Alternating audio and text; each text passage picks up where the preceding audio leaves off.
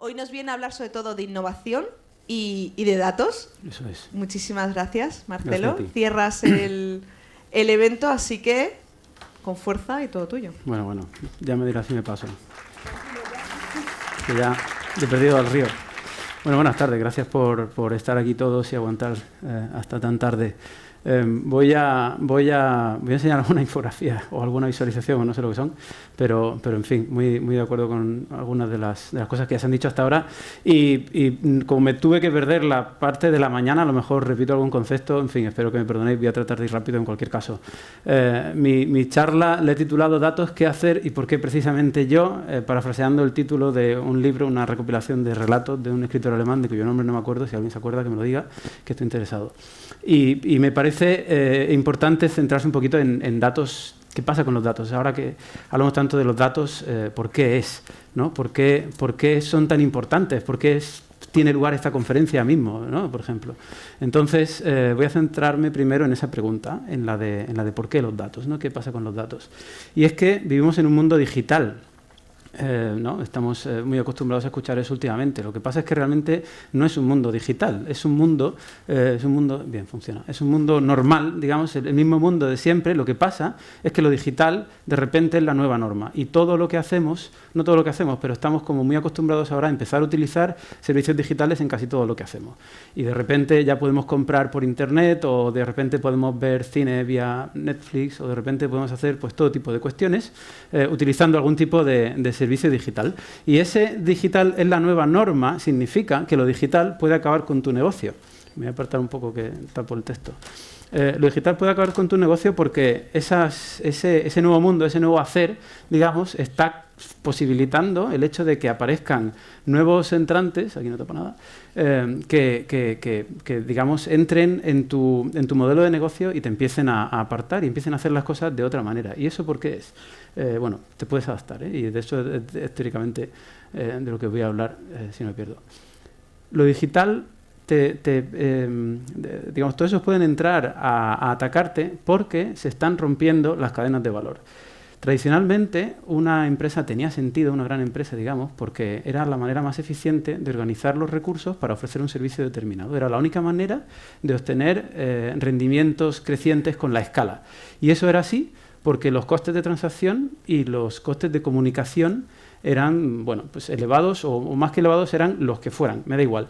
Pero el caso es que a la hora de tratar de ofrecer un servicio determinado, la única manera de hacerlo de una manera eficiente era creando una gran organización que ya podía entonces afinar costes y no sé qué, eficiencias, demás, hasta poder darte ese servicio. Pero ¿qué nos pasa ahora con este mundo digital en el que vivimos? Que los costes de transacción están a la baja eternamente, y los costes de comunicación también, los costes de almacenamiento. Entonces, digamos, el por qué se habla tanto últimamente de la tecnología y su importancia, digamos, el matiz importante es este. El matiz importante es que, como esto está a la baja, de repente cualquiera puede hacer algo que tú hacías en tu cadena de valor y lo puede hacer mejor que tú, sin necesidad de ser una gran corporación. Entra, te desintermedia, te rompe la cadena de valor y desapareces. Entonces, esto hay que tenerlo en la mente siempre presente. Y el caso es que con esos costes a la baja, lo que nos está empezando a pasar es que de repente hay mucha más disponibilidad de datos en forma digital. Y por eso los datos, digamos, ¿por qué son tan importantes? Porque de repente la única manera de empezar a crear nuevas eficiencias, por así decirlo, o la manera de empezar a competir en este nuevo entorno es teniendo datos y sabiendo utilizarlo, entendiendo para qué sirven tus datos. Porque ya no hay problemas tecnológicos, por así decirlo. En fin, hay retos y tal, pero bueno, la tecnología va avanzando y lo va solucionando. El problema ahora es que si tú no entiendes el valor de tus datos o qué hacer con ellos, llega otro que sí lo entiende y te quita de en medio. Y antes Soraya, por ejemplo, nos hablaba del ejemplo de Uber, cómo realmente Uber lo que hace es procesar datos masivamente para poder ofrecer ese servicio de una manera más eficiente y más distribuida, si quieres, que el negocio al que viene a irrumpir. O lo mismo hace Airbnb, o lo mismo hace PayPal. PayPal, por ejemplo, lo único que hace es gestionar muy bien el riesgo, y lo gestiona muy bien porque tiene un montón de datos. Y ya está, simplificando. Entonces, otra cosa que nos sucede con toda esta creciente capacidad tecnológica es que hay mucha más interconexión. Es muy fácil, con esos costes de comunicación tan bajos y con todas estas infraestructuras modernas de tecnología, que puedas conectar unos datos con otros, unas plataformas tecnológicas con otras, me da igual, pero al final los datos, que es de nuevo la pieza central, digamos, de todo esto, es muy fácil empezar a ponerlos unos junto a los otros. Y eso lo que hace es, te permite entender la realidad de otras maneras. No es lo mismo tratar de explicar la realidad en función de estos 5 datos que tengo, que en función de estos 15, que en función de 100.000, que en función de los que tengamos, ¿no? El número de patrones que puedes encontrar cuando hay más datos es mucho mayor. Y entonces puedes empezar a describir la realidad de otra manera, digamos, ¿no? Y eso es muy relevante.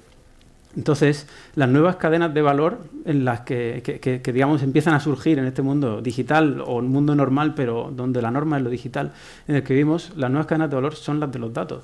Son los datos los que permiten, como decíamos, el obtener los beneficios de las economías de escalas.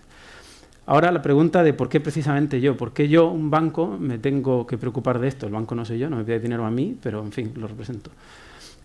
Pues por un motivo bastante, no sé, es evidente. Eché un vistazo ayer por los números actualizados en esta web. Es una web de una especie de red social de inversores y empresas y para conseguir financiación y tal. Y mirando así rápidamente, hay 900, casi 1.000 startups que trabajan en tecnología financiera y tienen un valor combinado aproximado de unos 4.000 millones de dólares. Y estos son los que van a venir entendiendo mejor el valor de los datos que las entidades financieras, a desintermediar las cadenas de valor en las que estamos operando nosotros y hacerlo pues mejor, sencillamente. Mejor porque en esa nueva realidad te tienes que adaptar a esa nueva forma de hacer las cosas y si no, tu cadena de valor se desmorona por completo. Quiero hacer una pequeña historia de digamos, un símil que yo encuentro que es interesante al respecto de cómo esto en realidad ya ha pasado y que para mí viene a poner más o menos de manifiesto la importancia de esto que estamos hablando y la importancia de los datos.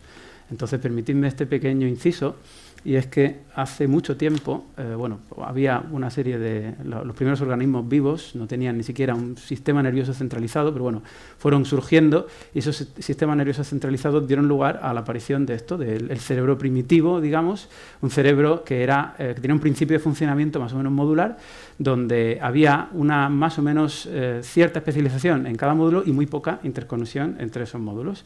Y eso, desde luego, era un gran paso adelante con respecto a los organismos que ni siquiera tenían eso y entonces permitía cierta adaptación, pero no podían hacer frente a una gran complejidad, digamos, ¿no? Con lo cual, bueno, pues ya os digo, era un paso adelante, pero de repente no se pusieron a colonizarlo absolutamente todo. Pero la naturaleza siguió su camino y surgieron otros seres que tenían una mutación muy interesante y era que les daba lugar a tener una corteza cerebral. Y esa corteza cerebral resulta que tiene una característica muy interesante y es que tiene un principio de funcionamiento gradiental, no sé si existe la palabra, pero bueno, en gradiente, donde no hay una especialización funcional modular de este área es así y está cerrada y aquí hay esto y este área funciona de otra manera por dentro y tal. No, son un montón de neuronas que funcionan todas más o menos igual, les entran unos impulsos y a veces responden, a veces no, y al ponerlas todas juntas empiezan a surgir nuevas funciones. ¿Por qué? Porque de repente hay muchos más patrones de activación posibles que permiten, digamos, responder de una manera muy distinta a la realidad en la que se encuentra. Y este principio de funcionamiento ya sí que tiene una mayor capacidad de adaptación y los organismos que tenían esto pues tuvieron bastante mayor éxito, digamos, de supervivencia y de adaptación. Y bueno, siguieron habiendo novedades en la naturaleza hasta que surgió el neocórtex, que es lo que tenemos los mamíferos, la mayoría al menos, y lo que hace este neocórtex es que de repente tiene una densidad de interconexión mucho mayor que todo lo anterior. Y esto es un salto realmente cualitativo, un salto muy importante, y de todos los mamíferos los que más avanzado tenemos esto somos nosotros. Nosotros digo los que estamos aquí, los que están allí fuera no lo sé, pero digamos que lo que sí que permitía de repente eso era una capacidad de adaptación muchísimo superior. Una capacidad de adaptación y una capacidad, digamos, de entender la realidad y de adaptarse que permite, por ejemplo, aterrizar una sonda en un cometa a 500 millones de kilómetros de la Tierra, cosa que esos primeros organismos con un cerebro reptiliano no hacen. Los cocodrilos no han mandado una sonda allí, nosotros sí, a pesar de que también tenemos nuestro cerebro reptiliano y es súper importante, no digo que no lo sea, pero es esa capa la que nos permite hacer todo ese tipo de cosas, digamos, supermodernas. Y esa capa es nuestra, por así decirlo, plataforma de análisis de grandes datos humana o mamífera, al fin y al cabo, ¿no? Entonces, se habla mucho en todos estos digamos, ámbitos en torno del análisis de datos, del Big Data y todas estas historias. Se habla mucho de que si hacemos Deep Learning, Pattern Recognition, Emotion Detection, todo esto, que esto al fin y al cabo no es nada más que precisamente estamos intentando hacer cosas que nosotros ya hacíamos en nuestras cabezas hace tiempo, y la naturaleza esto lo desarrolló, ¿no? Lo desarrolló, surgió, pero surgió porque había un motivo concreto, no porque molara tener tecnología, sino porque había una pregunta a la que se respondía mejor teniendo todo eso y más, y era sencillamente maximizar el valor biológico, que es sobrevivir, que era sencillamente que hubiera más de nosotros y que estuvieran por todas partes, ¿no? Y que se adaptaran a condiciones cambiantes de crisis económicas o de incluso ordenadores para tener que hacer un switch de aplicaciones cuando te ponen un ordenador distinto. Nos adaptamos y lo conseguimos al final. Entonces, eso, que es tan importante, muchos negocios, digamos, también lo tienen que hacer. También tienen que adaptarse a un entorno cambiante, y los que no tienen esa capacidad de combinar datos de otra manera, los que siguen operando, digamos, en silos, los que siguen operando con un cerebro reptiliano, pues lo van a tener mucho más difícil, porque no van a ser capaces de entender la realidad en la que operan, que la realidad en la que operan es crecientemente compleja. Entonces, otro inciso, aún más arriesgado que el anterior, y en fin, un poco más cogido con pinzas, pero me lo vais a perdonar porque vamos a hablar de vuestras tripas y las mías y el microbioma. Y es que en nuestras tripas viven una colonia de bacterias allí estupenda, que de hecho hay más de esas bacterias que de células nuestras, en una relación de 10:1, y pesan como un par de kilos, entre 1 y 2 kilos. Y toda esa colonia que vive en nosotros, ¿qué es lo que hace? Pues lo que hace es modula nuestra respuesta al estrés, modula nuestro estado de humor, tiene que ver mucho con nuestra coordinación motora, y a mí me parece muy interesante ese ejemplo, porque al fin y al cabo lo que viene a decir es que tienes que tratar de encontrar un punto de cooperación, digamos, para lograr un mayor valor, al fin y al cabo, que es lo que también nos viene a decir todo esto de que las cadenas de valor se están cayendo y que hay que interconectar datos entre sí para poder hacer frente, para poder posicionarse en esas nuevas cadenas de valor. Y eso precisamente es lo que hacen las compañías digitales, los Amazon, los Google, toda esta gente. Amazon tiene unas plataformas enormes y donde tú puedes poner tu propia tienda y vender, o puedes utilizar su capacidad de computación para hacer lo que a ti te dé la real gana, y a partir de todo eso Amazon, por cierto, tiene acceso a un montón de información, y a los merchants que operan en su plataforma, como tiene todas sus operaciones, pues Amazon tiene una información perfecta para hacer un scoring de riesgo muy bueno y entonces poder empezar a ofrecerles crédito. Y ahí, por ejemplo, tenemos a alguien que puede venir a digamos, atacarnos a las entidades financieras, ¿no? Entonces, esto me parece que es súper relevante, porque el mundo digital es así, es interconectado, ¿vale? Y esto es bastante importante. Entonces, visto todo ese paseo de por qué los datos, digamos, vamos a ver qué datos, ¿no? Y esto seguramente ya se ha hablado mucho hoy aquí, así que tampoco voy a incidir demasiado. Cuando entramos en el metro y metes el billete y te cancelan un viaje, pues acabas de generar un dato, haces una llamada, firmas que has recibido un paquete, o viene un robot de delivery a tu habitación y coges el paquete que viene dentro del robot, así con un poco de asquito, esto no sé lo que es, pero lo coges y cierras la puerta rápido, y eso deja un rastro de datos también. Y todos esos datos lo que hacen es generar una descripción de actividad completa casi hoy en día. Lo que pasa es que, bueno, la vida es datos, ya está, ahí está la gran frase, la vida es datos. Pero es que esos datos están en su gran mayoría desconectados. Cada dato vive donde vivía antes, vive en un módulo, en un cerebro reptiliano aproximadamente, donde no hablan entre sí. Los datos del sistema de transporte están en el sistema de transporte, y los datos de la paquetería están en el sistema de paquetería, y a lo mejor cada una de estas digamos, ámbitos de datos hacen cierto análisis para tratar de entender mejor eso. Pero ¿qué pasa cuando los conectas con otras cosas, ¿no? ¿Y qué pasa cuando cooperas? Que realmente se genera un mayor valor. Y esta fue la reflexión que nos llevó a nosotros a empezar a hacer este tipo de experimentos hace 4 años. Entonces, lo que hicimos fue pusimos puntitos negros en un mapa, porque ya hemos visto que es muy importante. Entonces, lo que hicimos fue empezar a tratar de entender de qué manera nuestros datos describían algo. Y empezamos cogiendo un mapa de Madrid, capa base, y colocar un puntito negro allí donde había una tienda, donde había un comercio, donde había algo que vendiera y que aceptara pagos con tarjeta. Y a continuación, sobre ese mapa, que si ya quitamos de abajo el mapa de Madrid, solo con los puntitos negros ya se ve Madrid, se ve muy bien reflejado toda la malla del barrio Salamanca, un poquito más caótico por el centro y demás.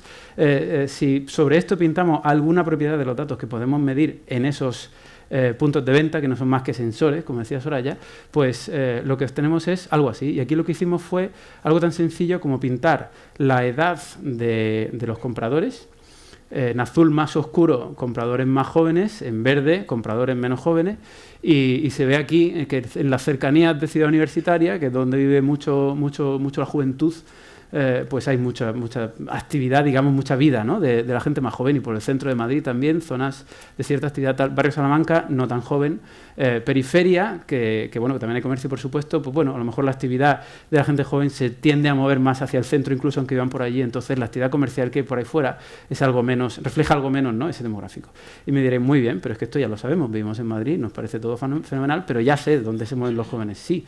Pero esto, al fin y al cabo, no es más que la corroboración de que este modelo funciona, que si yo esto me lo llevo a una ciudad que no conozco, de repente pinto esto y voy a saber más o menos por dónde se mueve la gente de un perfil determinado o de un demográfico determinado, ¿no? Y me permite entender un poco mejor esa realidad que si no, a lo mejor es muy compleja para mí.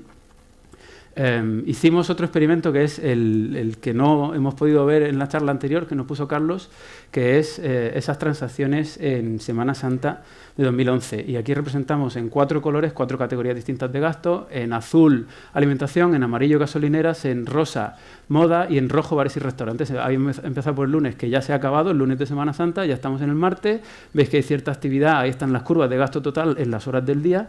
Hay cierta actividad pues en todos los sectores, pero por ejemplo ahora el miércoles vamos a ver que hay un pico muy fuerte de alimentación por la mañana, porque las tiendas van a cerrar los 2 días siguientes y la gente tiene que comprar comida. También hay mucho amarillo. Amarillo son toda la gente que se va de Madrid corriendo a las playas y entonces van gastando en gasolineras por el camino. El jueves veis que todavía hay algo de alimentación porque no es festivo en algunas zonas de España, pero ya hay un pico rojo de restaurante bastante fuerte a mediodía.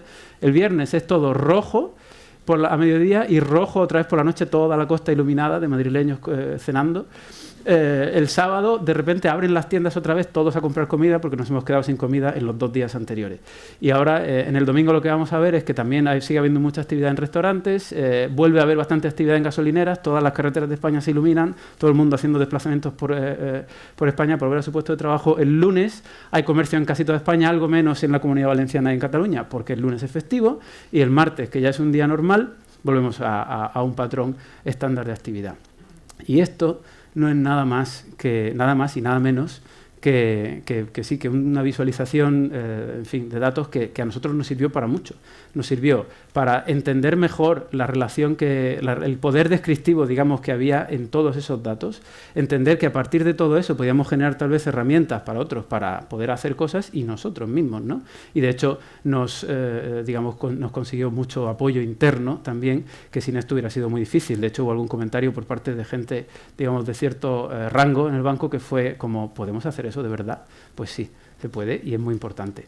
Entonces, a partir de ese momento empezamos a desarrollar nuevas herramientas que tuvieran en cuenta todo eso, la naturaleza descriptiva de los datos, y que tuvieran en cuenta qué se puede hacer con esto, qué historias podemos contar a partir de los datos y qué aplicaciones tiene. Y para ver eso vamos a coger como ejemplo el mercado de las especias de Estambul, y ahí nos vamos a fijar en este buen hombre, Mehmet, quien tiene su puesto de especias y está con una serie de preocupaciones inquietantes. El buen hombre necesita ampliar su negocio, pero le resulta difícil conseguir financiación porque va a su banco y por lo que sea, no sé, a lo mejor las cuentas que presenta no representan bien la realidad de su negocio, las cuentas que presenta no son completas, también pasa, en fin, todo tipo de cosas. Pero ¿qué pasa si nosotros, atendiendo a toda la actividad que podemos medir financiera al fin y al cabo, entendemos mejor cómo funciona eso y cuál es su realidad, por así decirlo? Pues tal vez podemos dar mejor acceso a crédito a los negocios. Entonces, en fin, empezamos a hacer una serie de experimentos y, por ejemplo, si tomamos esto es una red real de relaciones entre distintos establecimientos en Madrid, clientes que comparten, compras que suceden en los 2 sitios y tal. ¿Qué pasa si para un comercio que nos pida un crédito podemos atender a cuál es su cuota de mercado? Su cuota de mercado entendida referida al espacio donde opera, no su cuota de mercado en toda España. Soy una zapatería, ¿cuántos zapatos vendes en España? No, su cuota de mercado en su barrio, a lo mejor. Pues si yo conozco su cuota de mercado en su barrio, puedo entender mejor si es un negocio que le va bien o que no le va tan bien. Y me puede mejorar la manera en la que doy crédito. Puedo ver si comparte un número determinado de clientes, digamos, con todo el entorno de alrededor. Y si está, digamos, en una red tupida con mucha interconexión, por así decirlo, entonces es más probable que pueda hacer mejor frente a cualquier problema que le venga de cualquier crisis económica y demás. Va a ser más resistente. E incluso un radio de influencia, que no se lee, radio de influencia de dónde vienen tus clientes, cuántos viajan para ir hasta tu negocio. De cuanto más lejos, cuanto más grande tu área de influencia, a lo mejor es que eres mejor. La gente está dispuesta a venir desde 5 kilómetros para comprar tu pan, mientras que otras panaderías no atraen a nadie, ¿no? Entonces, combinando eso, y estos son solo 3 ejemplos de variables, pero hemos calculado varias, bastante, en fin, unas cuantas más. Combinándolas todas, se puede crear tal vez nuevos indicadores que tienen en cuenta el contexto, nuevos indicadores que tienen en cuenta la actividad real y no solo unas cuentas que presentan, que son una foto estática y que no tienen en cuenta lo que sucede a su alrededor, ¿no? Ya lo dijo algún pensador español hace tiempo que en fin, que él era él y sus circunstancias y yo las mías y los negocios también. Y las circunstancias de los negocios en general no se tenían en cuenta, no de una manera tan, digamos, tan rica. Y hoy se puede. Entonces es interesante utilizarlo y es interesante entender las interconexiones que tiene cada cosa. Y ahora, para contar otro caso de uso un poco distinto, volvemos a nuestro amigo Mehmet, quien de nuevo tiene una pregunta trascendental que consiste en que le gustaría saber más sobre gente como yo, que le saca fotos a su puesto pero no le compra absolutamente nada, ¿no? Entonces querría saber más sobre mí para ver cómo tiene que adecuar su oferta comercial de modo que me pueda vender algo más. Entonces, si tenemos todas esas descripciones de realidad de las que estábamos hablando antes, si tenemos una fuente de datos que es muy descriptiva y muy potente y refleja bien la actividad, podemos tal vez ayudarles para darles herramientas de inteligencia. Entonces, pensando en esto, el esquema que hemos utilizado un poco era tratar de entender qué 3 grandes ámbitos de información maneja un comercio. Pues un comercio sabe algo sobre la zona en la que opera, sobre los clientes que tiene y sobre su propio sector. Y de todo eso, pues tiene de los cruces sabe algo de su sector, en su barrio, en su zona. Pues yo soy una zapatería, pues de las zapaterías de a mi alrededor más o menos las controlo y sé algo sobre mis clientes en mi zapatería, pero seguramente ya no sepa tanto qué más hacen, dónde más compran zapatos, si es que se compran más zapatos, no lo sé. Pero de luego no sé nada tampoco de qué hacen mis clientes fuera de mi sector o cuando no están en mi zona. O entonces, de todas las preguntas que se pueden hacer, digamos, en la intersección de estos 3 ejes, pues surgen oportunidades realmente. Entonces, un negocio puede pensar en diversificar su oferta, puede pensar en abrir en otro sitio, un local, o puede pensar en abrir a otra hora, porque ve que la gente, pues bueno, todavía hay gente comprando su tipo de bien cuando él no está cerrado, cuando no está abierto, por ejemplo. Y entonces, estuvimos pensando que seguro que, al igual que podíamos ofrecer esa visión de actividad pensando en cómo conceder un crédito, podíamos hacerlo pensando en cómo un negocio puede aprovechar esa información. Entonces, algún experimento preliminar que hicimos, más visualizaciones, y la verdad es que la visualización es la herramienta inicial para trabajar con muchas de estas cosas, combinada con otras 18.000, o sea que tampoco es pero bueno. Entonces, para una cadena de restaurantes, vamos a pintar la cuota de mercado en distintos códigos postales. Y solo con pintar esto de repente ya empiezas a darte cuenta de que es que somos muy buenos en aquel código postal donde tenemos un 32% de cuota de mercado. De cada 100 euros que se gastan en ese código postal, 32 se gastan en mi cadena de restaurantes. Ahí lo hago muy bien. Sin embargo, aquí en el centro tengo el 2%. Entonces, ¿qué hago? Pues a lo mejor ahí tengo que hacer algún tipo de campaña o tengo que cambiar mi oferta, porque el tipo de cliente al que va mi oferta típicamente ahí o no está, o no compra, o se va a otro sitio porque mola más o qué sé yo. Entonces, esta información puede ser útil para que esta gente pues pueda, digamos, diseñar mejor su oferta comercial o su red de distribución o lo que sea. Y como estos, hicimos varios experimentos que al final nos dieron lugar en crear una herramienta que proporciona al comercio una visión, digamos, más completa de sus circunstancias, precisamente, ¿no? Es decir, el comercio ya sabe muy bien cómo es él mismo. Típicamente, no siempre, pero desde luego no sabe tanto de todo eso que habíamos dicho antes. Y entonces con nuestra información pues podemos dar cierto detalle adicional sobre, yo qué sé, patrones horarios de gasto, donde puedes tratar de entender si hay algún gap entre las horas que estás tú abierto y cuando se vende en tu zona o cuando tú lo haces mal. Típicamente ahora un restaurante lo que hace es coloca un 50% en eltenedor.com casi siempre o algunos días, porque es cuando ellos ven que venden menos, pero es que a lo mejor ese día que venden menos todo el mundo vende menos y tampoco vas a hacer mucho con ese cupón. O a lo mejor sabes cuándo tienes que colocar el cupón porque ya tienes mejor información de cuándo se vende y cuándo no se vende en tu sector, ¿no? En tu digamos, competencia de manera agregada. O qué pasa con el patrón semanal de ventas o la cuota de gasto de tus clientes, también entender, digamos, cómo de fieles son los clientes. De cada 100 euros que gastan en restaurantes, se gastan 15 en el mío. Entonces, esto como es, y a lo mejor lo podemos comparar con la media del sector y puedes ver si ahí tienes margen para la mejora, ¿no? En fin, hacemos todo tipo de cosas. Distribución de gastos, para que entiendas, pues aquí también, si tu negocio que está en azul es bastante fuerte o tiene una gran presencia en tu negocio, pagos por debajo de 20 euros, tal vez dan menús del día y por eso tienes ahí eso, pero hay, digamos, competencia que tiene pagos medios bastante superiores a los tuyos. Entonces, a lo mejor te interesa hacer algo para capturar eso. O puedes hacer más zoom en los datos y no sé, aquí puedes comparar tu actividad en un código postal con la actividad en otro código postal para ver si quieres abrir ahí o no. Y todo esto no es nada más que tratar de traducir en algo un poco más fácil de entender a gente que ni tiene data scientists, ni a departamento de Big Data, ni nada, toda esa potencia de datos de las que seguro se ha estado hablando aquí todo el día, ¿no? De manera que ellos también puedan sacar algo más de todo eso. Todo ese, digamos, línea de razonamiento nos llevó a pensar que realmente, vale, hay muchas oportunidades ahí, fantástico. Nosotros estamos trabajando en una serie de ellas dentro de nosotros para mejorar nuestra oferta de productos y servicios, pero, y retomando el punto que mencioné antes, Soraya, del Open Innovation, ¿qué pasa con todas esas oportunidades que hay fuera que nosotros nunca vamos a poder hacer porque ni somos expertos en esos ámbitos ni tenemos tanto músculo, no podemos hacerlo todo? Entonces, hemos creado una API de datos que tiene la vocación de ser abierta y ha sido ya abierta a lo largo de 2 concursos donde se han abierto datos de estos agregados y anonimizados de consumo con tarjetas en España y en México, y es algo que vamos a abrir comercialmente ya este año por fin, para que ya sea precisamente esa comunidad o para que sea un tercero el que, sabiendo qué problema tiene, sepa qué hacer con ese dato, sepa cómo esa descripción de realidad le sirve a ellos para hacer algo adicional. Y entonces en un futuro a lo mejor llega alguien y se inventa un servicio como este, que no existe a día de hoy, pero que podría perfectamente existir en unos meses, donde alguien se inventa, pues yo qué sé, un nuevo TPV, por ejemplo, donde lo que va a hacer es sacarte un ticket con un mapa de la zona, donde también en otros comercios que tienen un programa de afiliación junto al tuyo, comercios complementarios, pues puedes obtener descuentos porque has comprado aquí en mi comercio, ¿no? Perfectamente podría existir.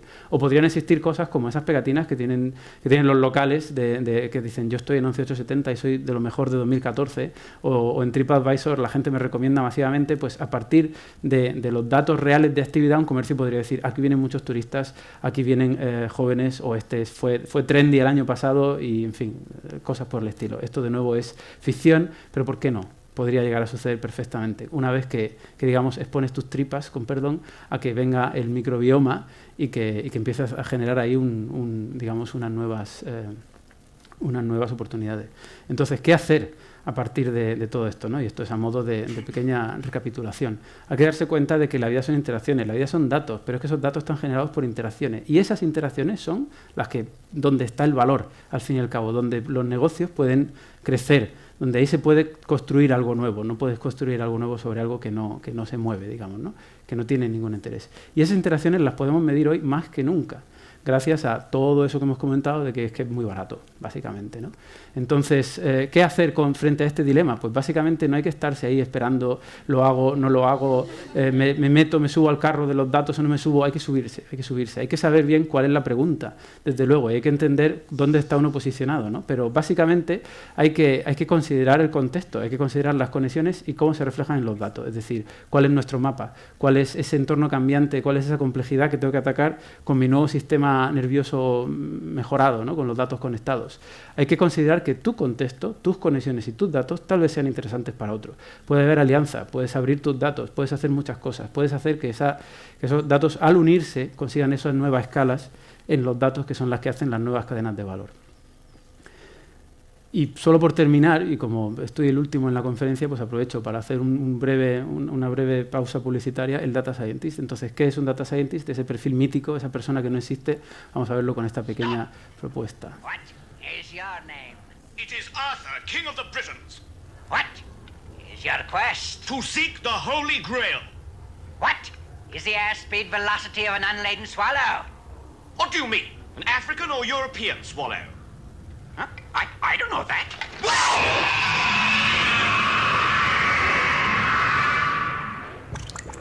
Who do know so much about swallows? Well, you have to know these things when you're a king, you know. El Data Scientist lo sabe todo y sabe hacer todas las cosas. El Data Scientist realmente es el nuevo hombre del Renacimiento, prácticamente. Y si Leonardo da Vinci estuviera hoy haciendo cosas, sería Data Scientist, casi seguro. Y aprovecho para esa pequeña publicidad, Data Beers, que ya lo han mencionado antes, el próximo 23 de abril, jueves, hay un evento de estos informal en torno a los datos con cervezas y tal, en Medialab Prado, estáis todos invitados. Y con eso ya termino, no sé si hay tiempo o no, pero gracias. Preguntas, lo que sea.